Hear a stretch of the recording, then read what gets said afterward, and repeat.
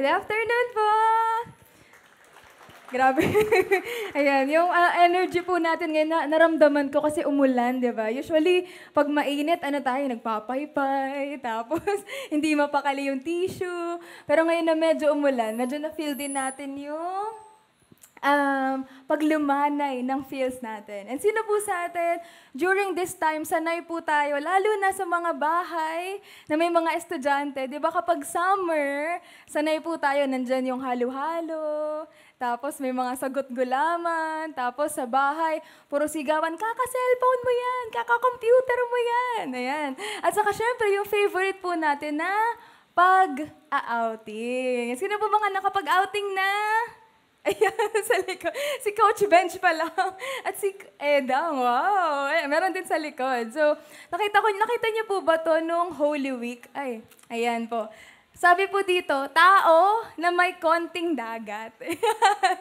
Sa Zambales daw po yan. So, nung Holy Week, Good Friday specifically, diba? So, mga nag-decide po na, ay, wag tayo mag-Zambales. Baka nandyan po kayo sa picture and hanapin niyo po mamaya. Diba? Ganyan yung feels ng outing sa Pilipinas. Lahat tayo nagde-decide to go out. Lahat tayo excited kasi meron tayong bagong mapupuntahan or mabavisit, lalo na dito sa Pilipinas. Ang dami po nating pwedeng mapuntahan. Pero naniniwala po ako na hindi lang yung place yung pinupuntahan natin, pero yung view, yung pagkain, di ba? Tapos yung cheat day muna tayo, cheat week muna tayo. Lahat po nagpe-prepare lalo na sa mga pagluluto natin. And usually, kapag kami mga outing tayo, doon din po nangyayari yung mga reunion natin, di ba? Naalala ko po dati, pag nagre-reunion kami, required na merong may dance number. Sino po sa inyo?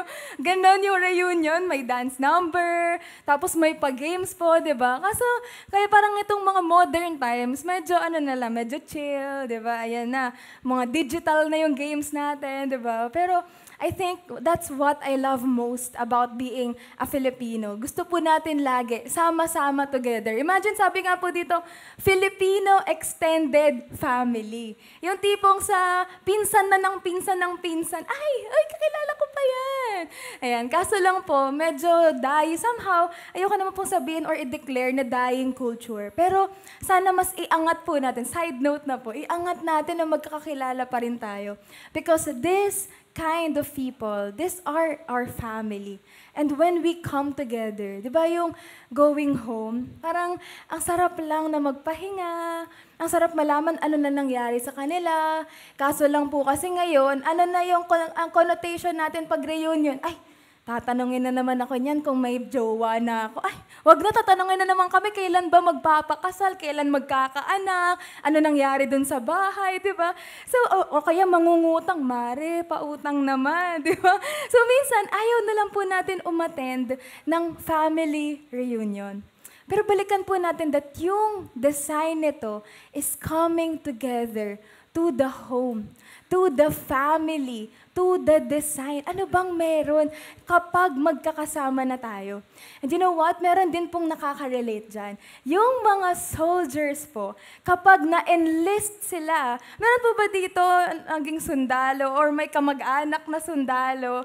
Di ba, iba po yung pakiramdam. Hindi lang kapag tinawag na sila sa headquarters nila, pabalik, di ba, or retreat na, parang yung relief nila na hindi na sila sasabak sa giyera. At pangalawa, kapag tinawag na sila ulit, pabalik sa bahay nila.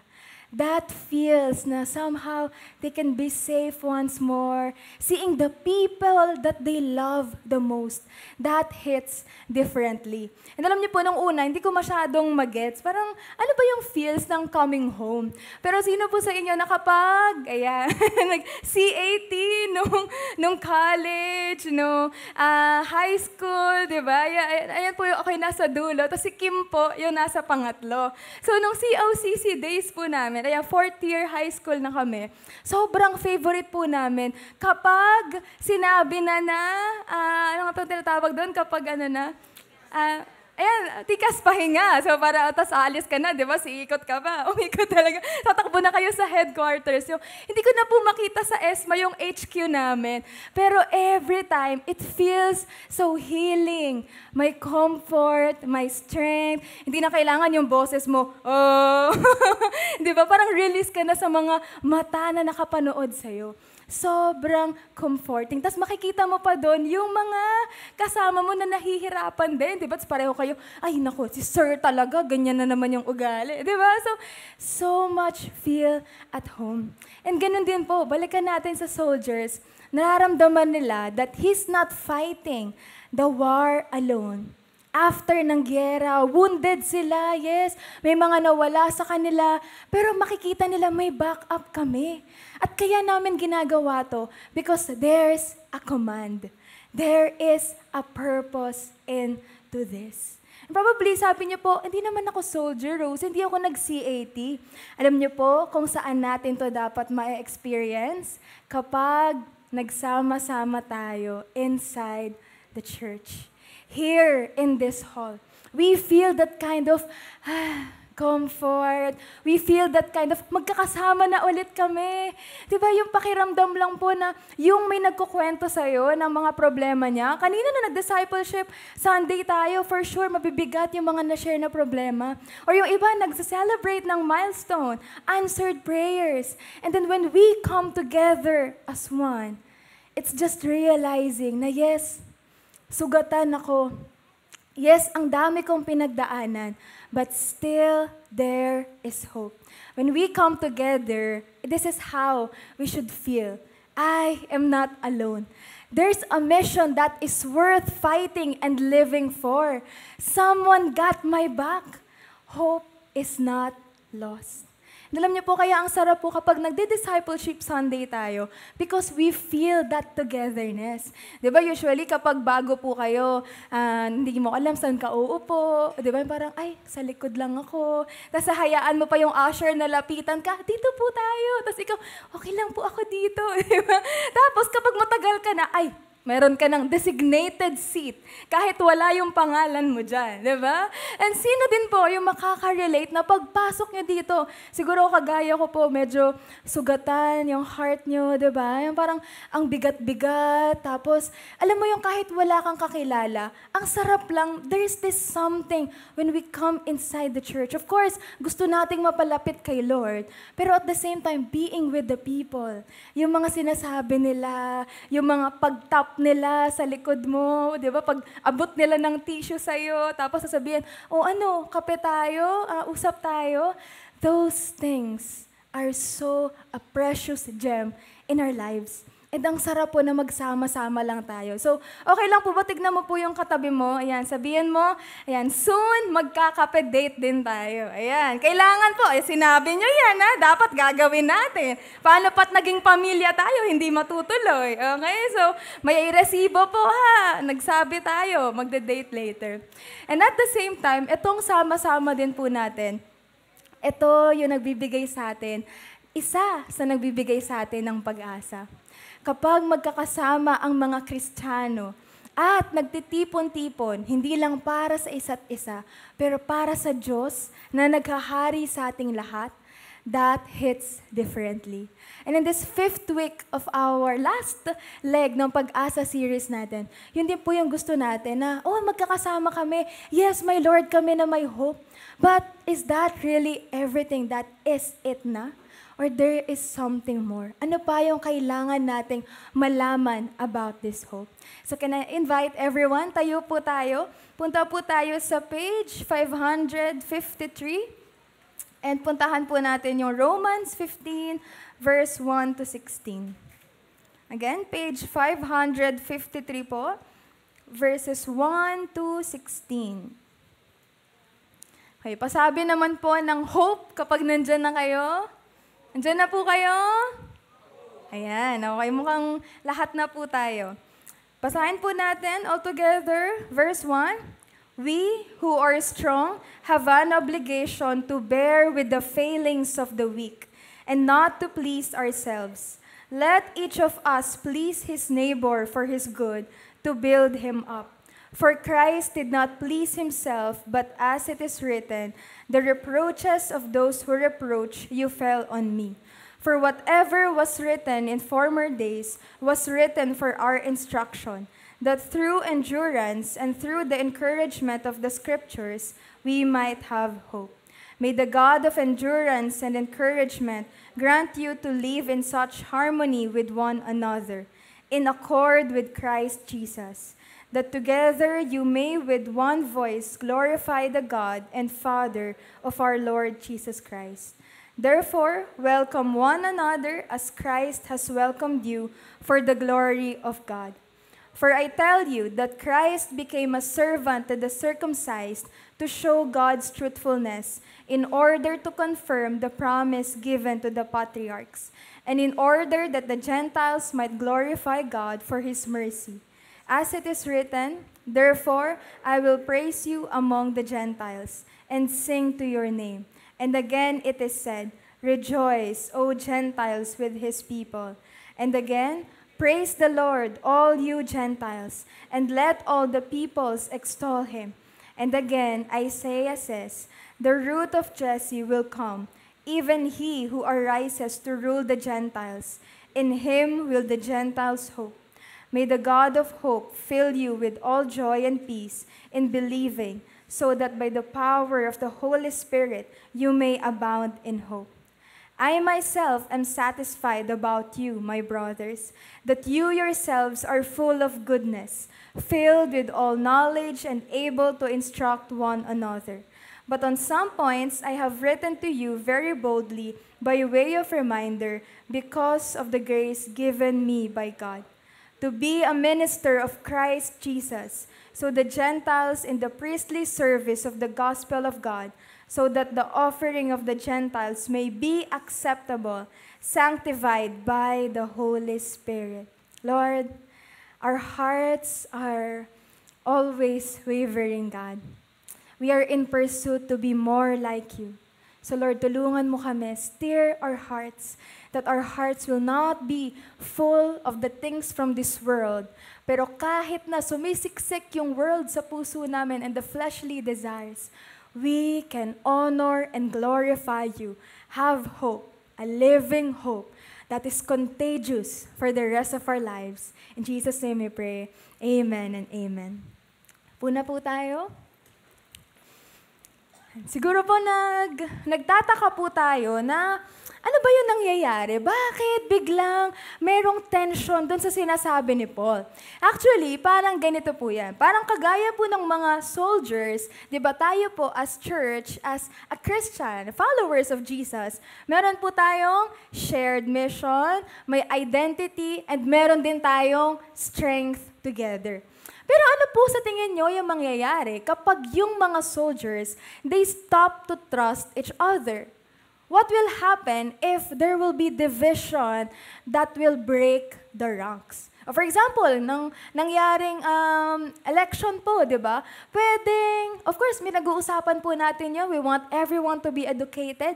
Pero dahil ba doon, mag-fall away tayo from each other? O minsan na lang, di ba? Baka po kakain tayo sa after ng VG, di ba? Yung iba, sige, kakain pa kami. Tapos yung iba, sorry, uwi na kami. Tapos tayo, di ba?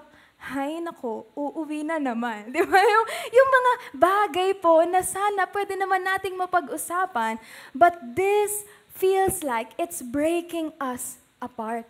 And ganun po yung pinagdadaanan ng mga Christians. But we have to be reminded that unity is a matter of the cross, not about us. Hindi ito sa compatibility natin, sa chemistry natin, or sa preference natin.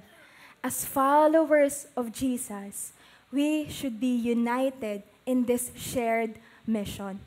So ano po nangyayari? Doon sa Romans 15, actually, meron po yung background from the Romans 14. Meron po silang pinaglalaban na merong weak in faith, or yung mga Jewish Christians, meron din daw ng mga strong yung faith nila. So anong pinag-aawayan? Bakit naging weak and bakit naging strong? Eto na nga po, dalawang bagay. Pinag-aawayan or pinag-uusapan nila sa argument nila na dapat ganito yung way ng pagkain. Ano ba yung dapat? Kumbaga, ano ba yung dapat na rules kapag ganito yung nangyari? Tapos ganun din po, observance of feast days. Ngayon, yung mga strong in, quote-unquote, strong in faith or the Gentile believers, they are believing na, hindi na yan dapat ganito. Dapat hindi na tayo legalistic. We're not under the law already. Pero yung mga Jewish Christians or quote-unquote weak in faith, they feel like, hindi, dapat ganito pa rin yan. So ngayon, itong mga strong, just like the worldly standard, nagkaroon sila ng tendency to judge these people na weak in faith.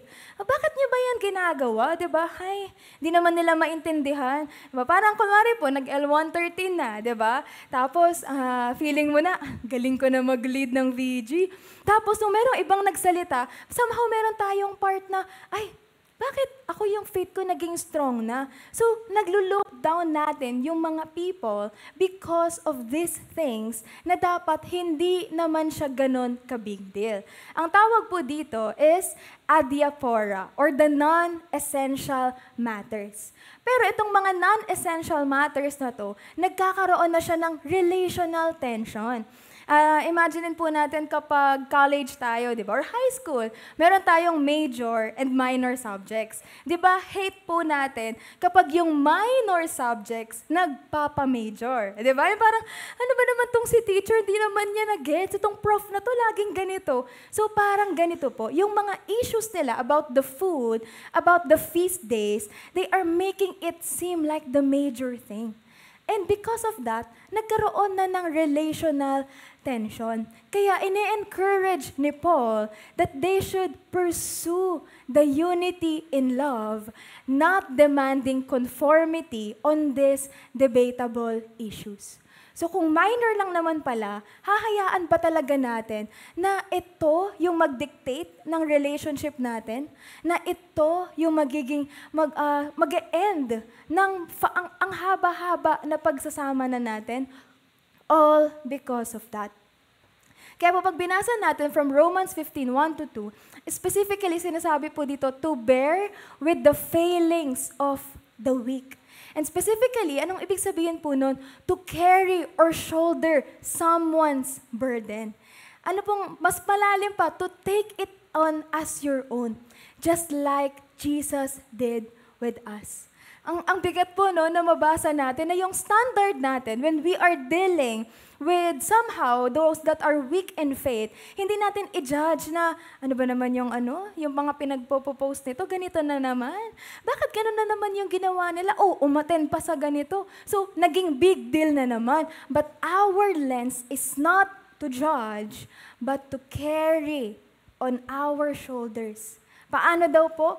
To take it as your own, just like Jesus did. Ano ba yung ginawa ni Jesus para sa atin? Sabi dito sa verse 3, Christ did not please Himself.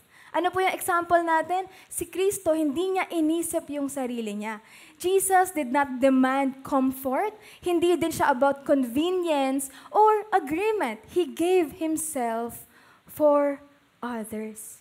So, ibig sabihin po, tayo, in our modern times right now, if we are to be that strong Christians, or sige, sabihin po natin, somehow matured believers, how are we to look at these people who are just starting, who are just getting to know God?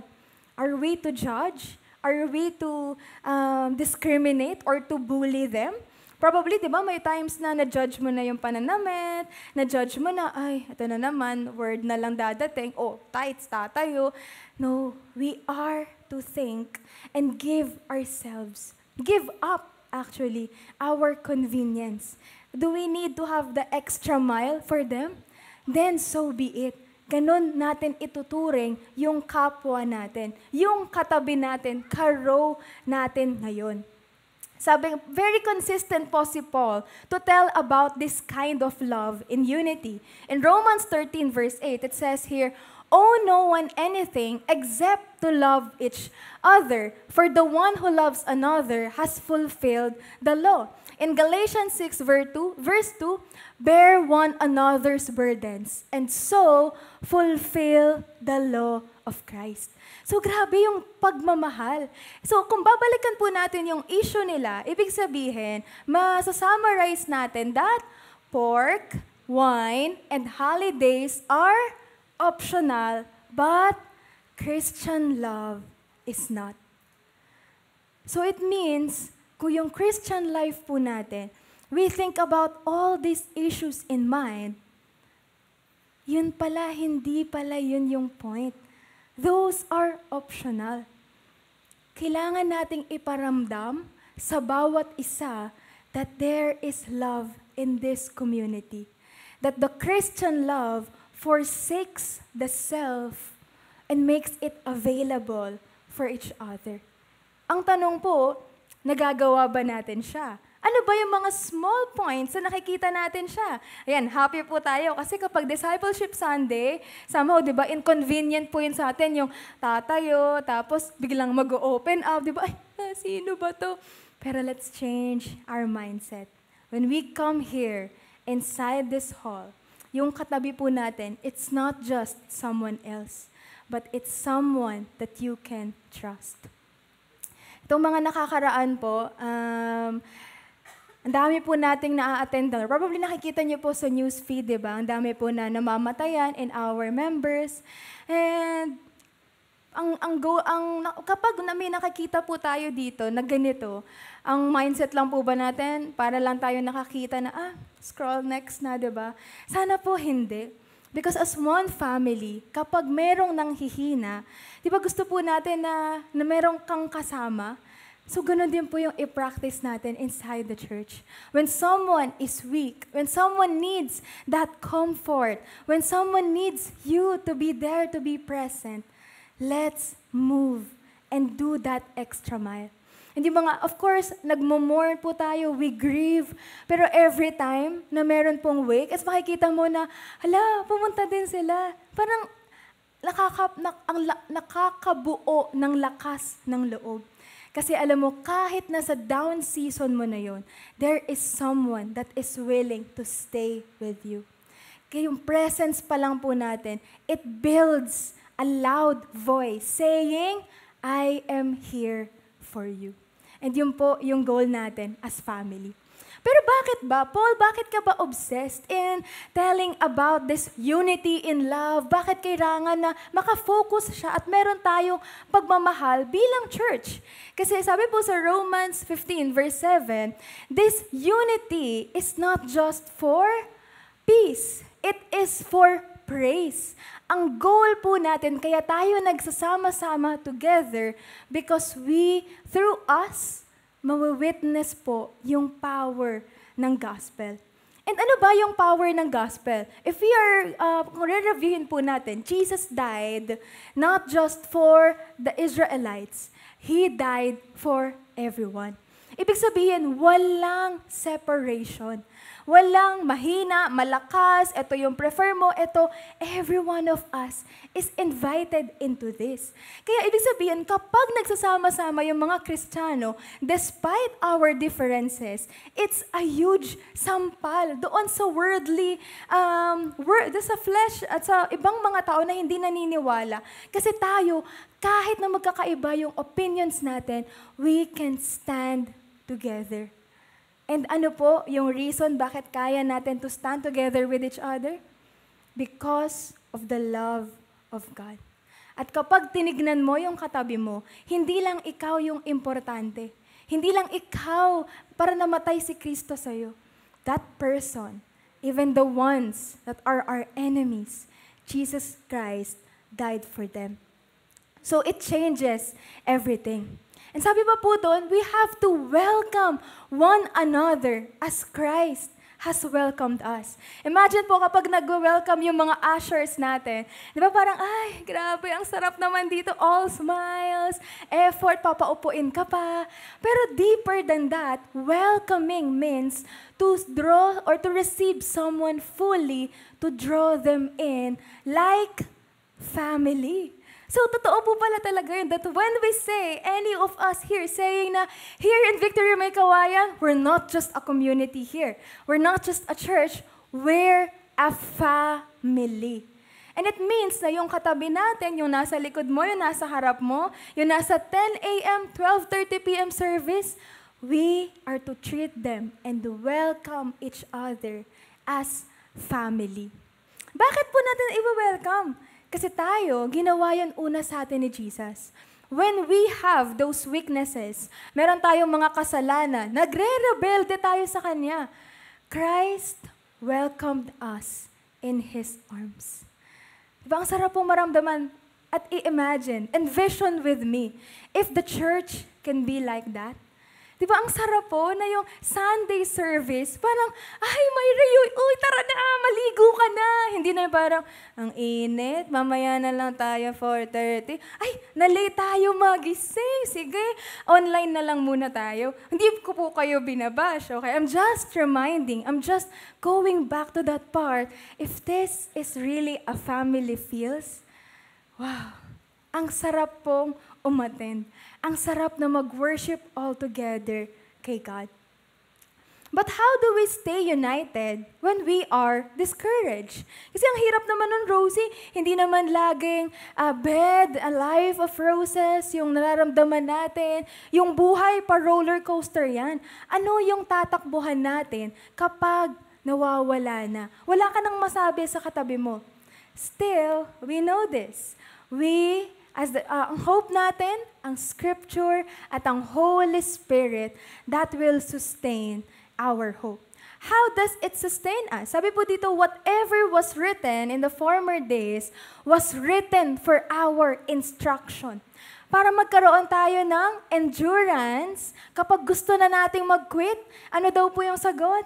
The Bible, the instruction in the Bible can help us. Kapag nawawala na tayo ng lakas ng loob and we are discouraged in life, the encouragement will come from the Bible.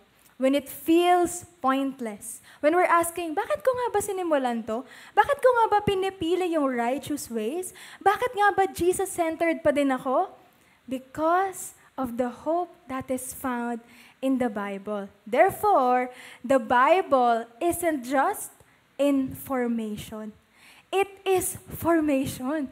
So, ang question po, when we read our Bibles, are we receiving it like, good to know sa history natin? Or are we allowing ourselves to be stirred and asking the Holy Spirit to move in us? And it's not just the work of the Bible or the Word, but the work of the Holy Spirit.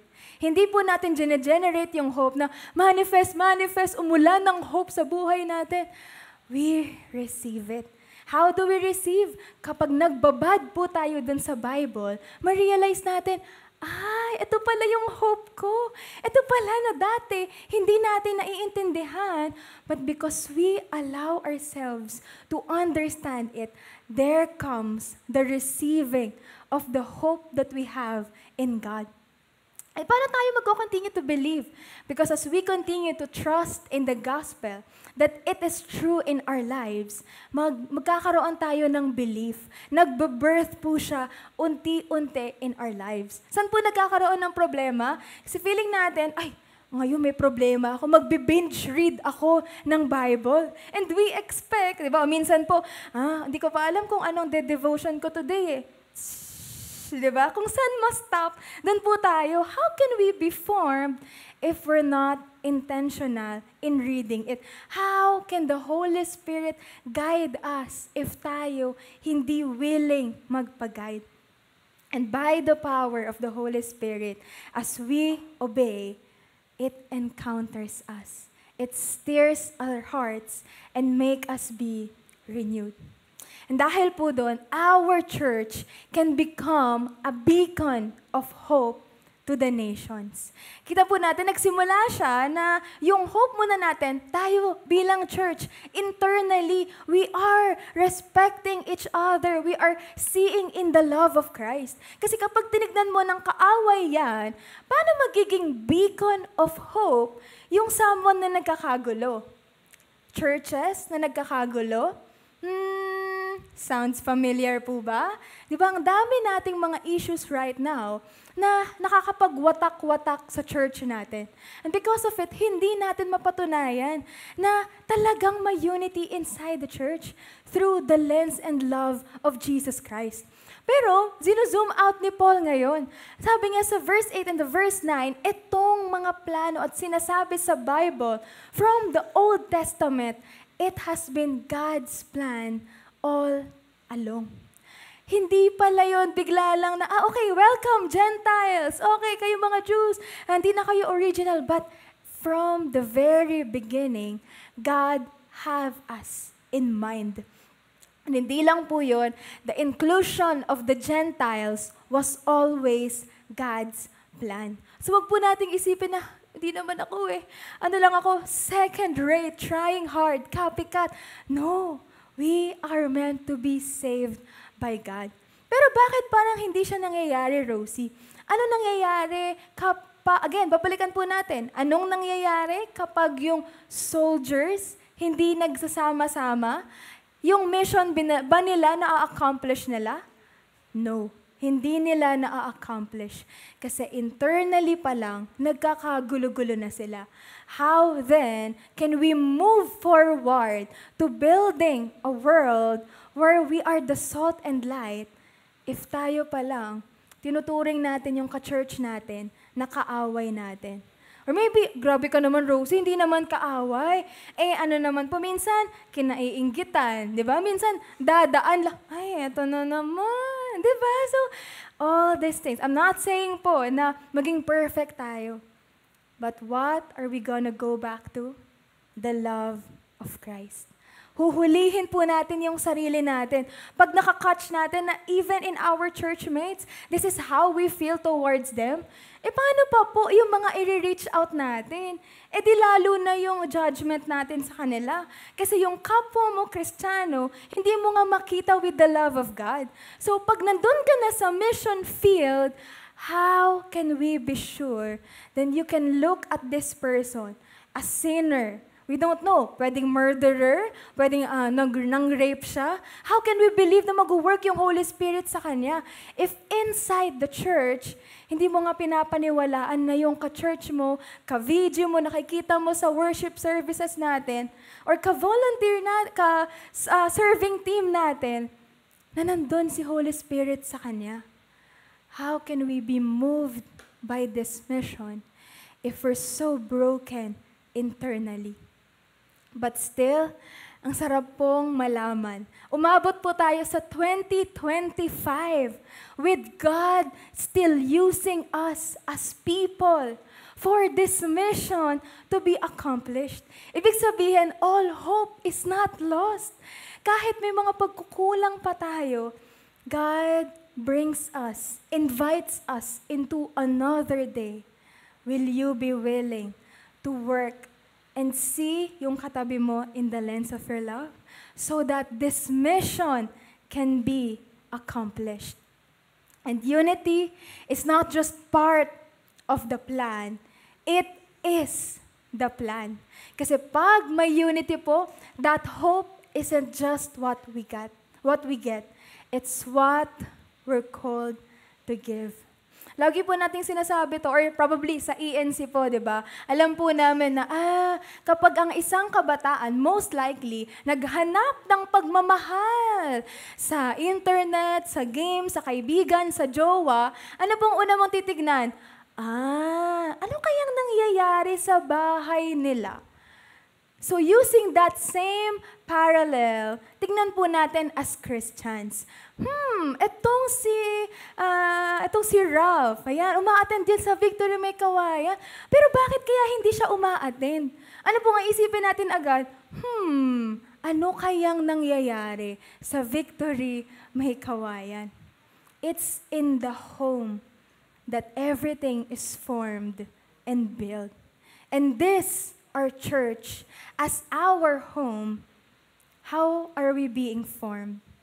Do we feel the love of God? Do we feel that we have family members here? Diba yung may spiritual parents ka bigla dito, biglang may tita at tito, bigla kang nagmamano, diba? We feel that presence. But if not, where then can we build up this hope if it's not tangible in us? So let us make it tangible. Today, in the last week of our series, we want to be a living, tangible here. Hindi lang tayo mga sugatan. At kahit mga sugatang soldiers, it's not the end for them. They can be healed. They can be restored by their general commander.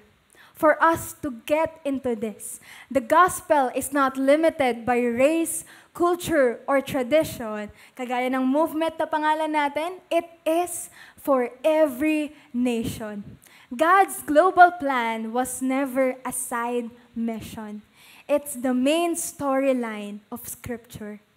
Imagine niyo po yun na yung pagpakikinig po natin ngayon and us making disciples, it's not just kung ano yung mga circles natin, but we are seeing the vision of God that one day, hindi na ganitong kahirap makipagkiskisan, di ba? Hindi na mas madaling magbigay ng love because we have been perfected by love. And even doon, lalo na pagkasama na natin si Jesus Christ, kasama natin yung mga kasama natin ngayon, na duguan sa kanya-kanyang laban, nawawala ng pag-asa, but as we go back to the heart of God, with this mission in mind, ngayon may purpose ka na rin.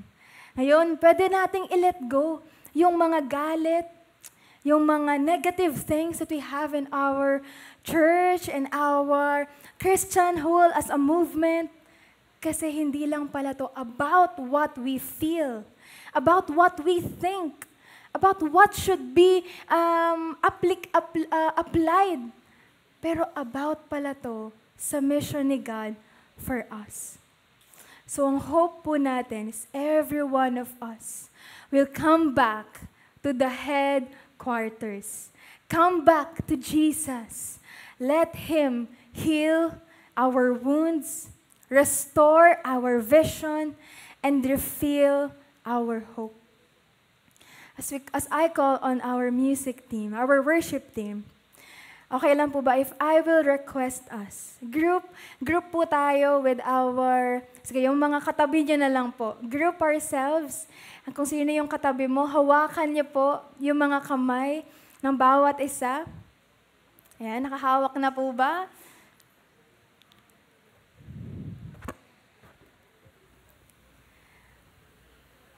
And as one church, one community, one spiritual family, we're gonna pray.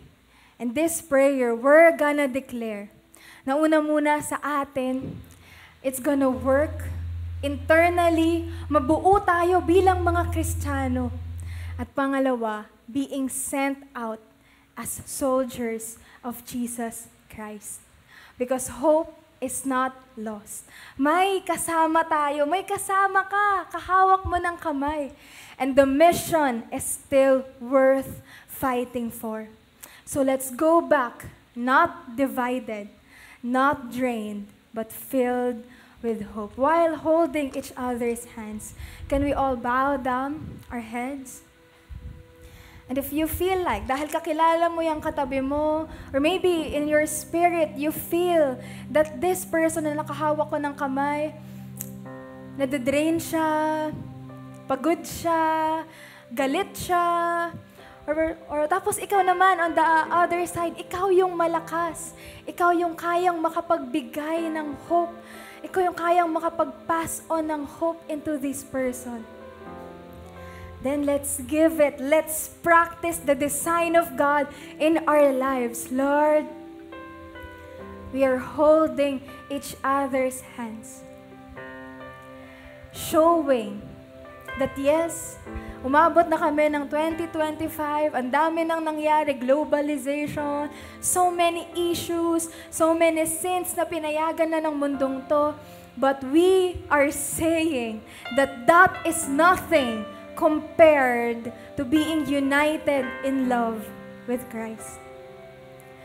But at the same time, Lord, as your soldiers, we get exhausted. We get the fatal blows. We grieve because of the people who have passed away. We are in need of your hope. So if you're someone and you feel like you are that person, you're in need of hope, you're longing for God to make a move in your life, pwede mo po bang pisilin yung kamay ng kahawak mo so that that person know that you needed that prayer, you needed this comfort. Na wala po, hindi po nahihiya. Kasi ka-family member ko to eh. So okay lang na pisilin ko at sabihin ko at aminin ko sa kapamilya ko na nanghihina din ako. At kapag pinisil po nila yung kamay nyo, ayan, pisilin nyo din po back, saying, I'm here for you.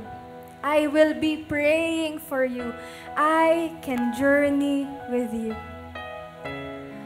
Lord, you are our chief, our commander. Pero hindi ka lang nagbibigay ng mission sa amin. You are our Father. And as our Father, you can grant every one of us here with the strength that comes from you. You can grant us here for your presence to be felt. And if that means yung pagpisil yun, yung tangible reminder na hindi kami mag-isa, then Lord, thank you that we belong in a church community that embodies a spiritual family. And Lord, hindi man agad-agad gumaling yung mga sugat namin.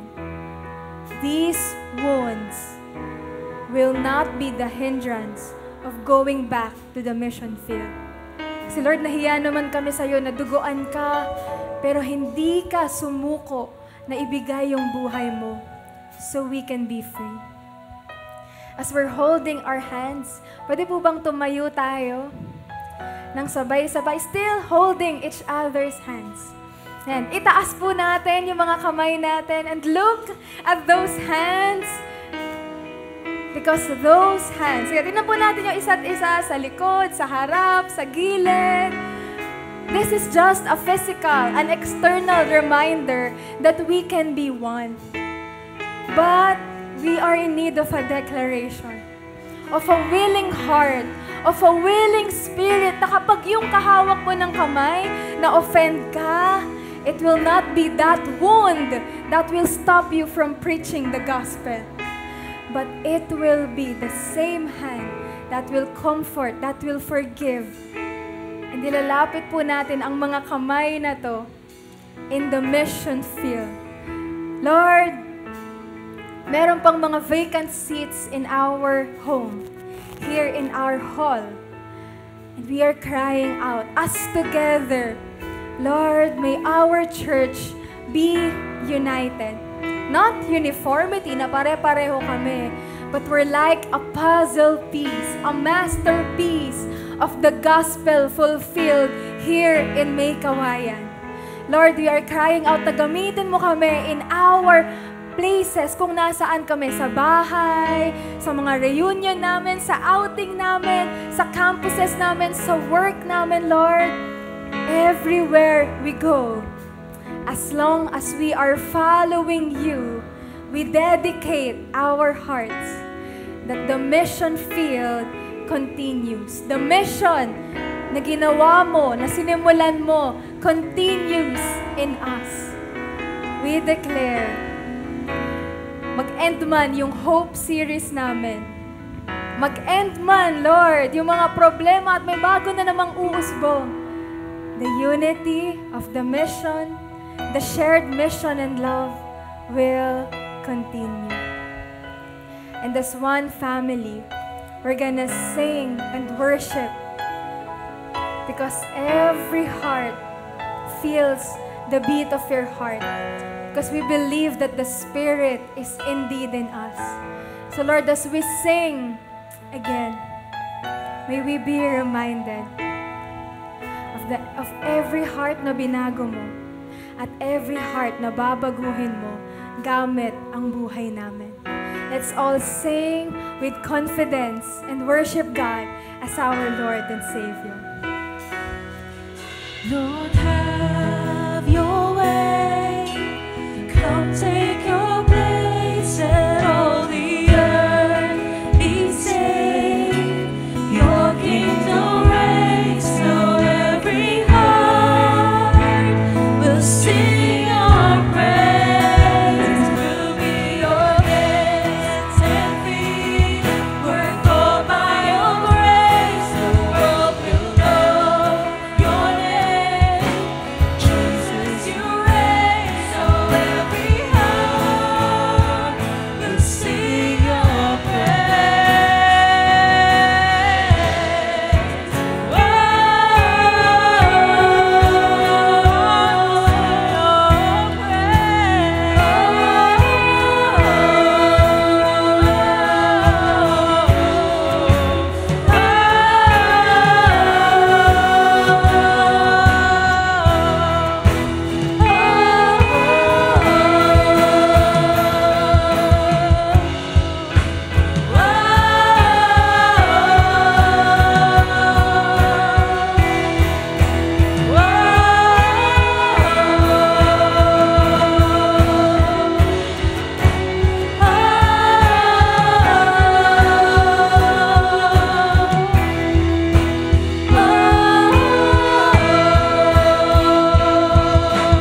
Drive away your fears and give us courage. Empowered by your Spirit, by your strength. Proclaim to every place that you have risen. We will obey. We won't delay. We will obey. We won't delay. We will obey. We won't delay. Lord, have your way. Come take your place and all the earth be saved. Your kingdom reigns, so every heart will sing your praise. We'll be your hands and feet. We're called by your grace. The world will know your name. Jesus, you reign, so every heart will sing your praise. Every heart will sing your praise. Every heart will sing your praise. Holy, holy, holy, holy, holy, holy, holy, holy, holy, holy, the one who is to come.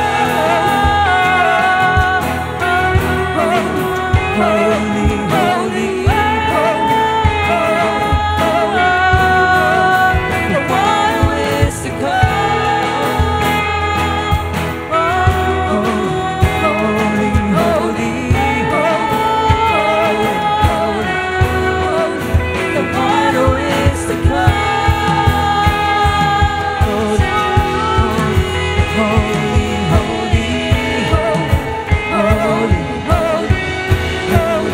the one who is to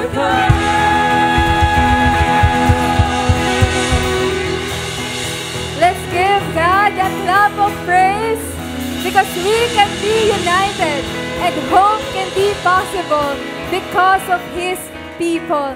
And it starts here, again, in our home, in our church. So okay lang po ba na mag-request? Kanina nakahawak po natin ng kamay yung mga kasama natin. So okay lang po ba? If naramdaman niya, syempre mararamdaman niya po yung pagpisil, di ba? Baka nabali na. So okay lang po ba if that person Kasi sinabi niya, I need your prayer. As the worship team continue to sing, okay lang po ba na ipag-pray natin sila? Instead of a celebration song, this will be the way that we celebrate. Because our community, yes, sa labas nagkakagulo, pero tayo inside the church, we celebrate because we get to have a family in each other. So, pwede po kayong umupo, pwede po gusto nyo or nakatayo po kayo as you pray for that person na pumisil sa kamay nyo. And let us be a part, and let us show tangibly na part tayo ng family and church na to.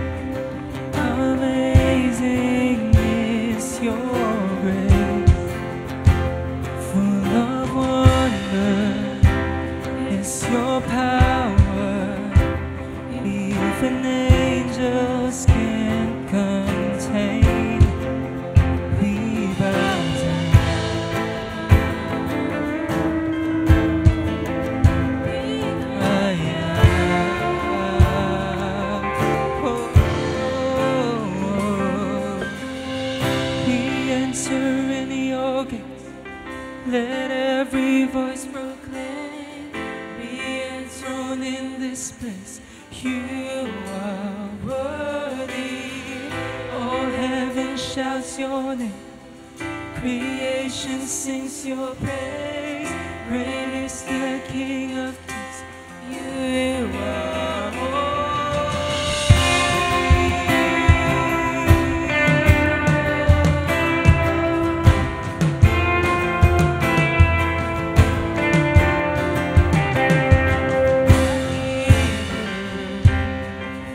Redeemer, amazing is your grace. Full of wonder is your power. Even angels can contain. We bow down, we cry out.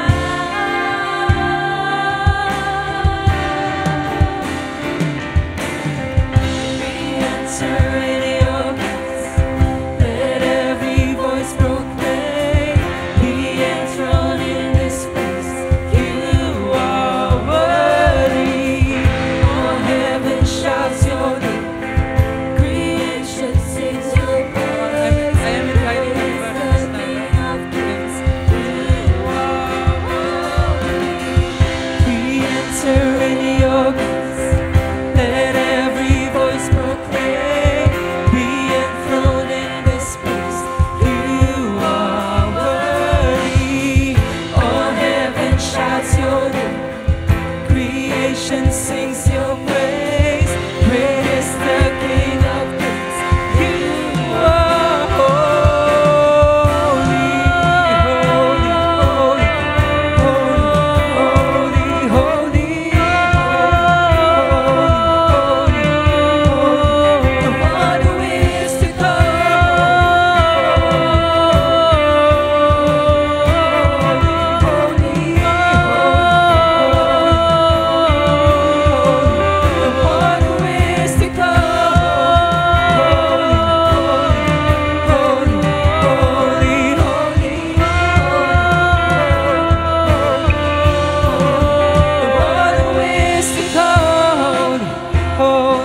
holy, holy, holy, holy, the one who is to come. Holy, holy, holy, holy, holy, holy, holy, holy, who was, who is, and coming. Holy, holy, holy,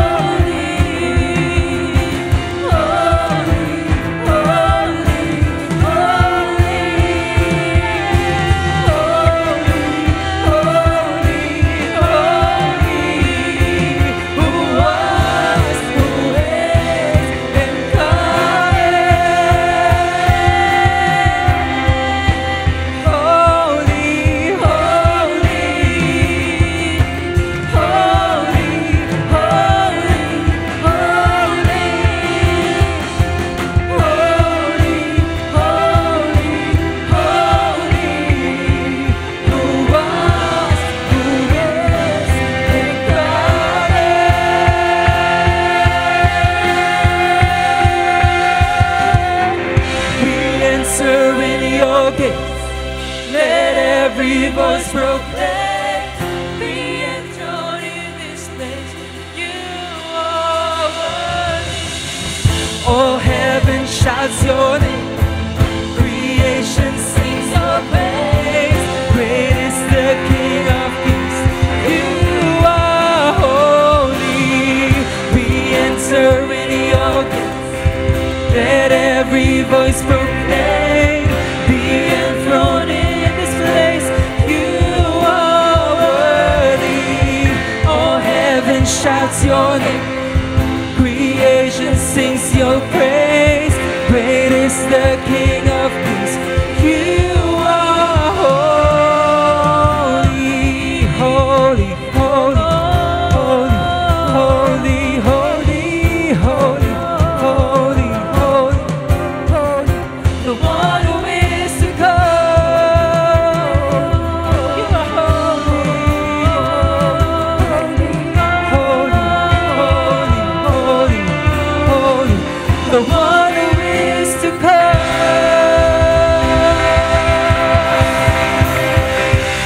Lord, thank you because we have like this. And now, soldiers, we have been restored, made new by God. And as a family, we are one. So now we are sent out into the mission field. Let's continue to honor God and make disciples. See you upon our services, and let's not forget, our home is our church, but out there, we're gonna make disciples of all nations. Ingat po!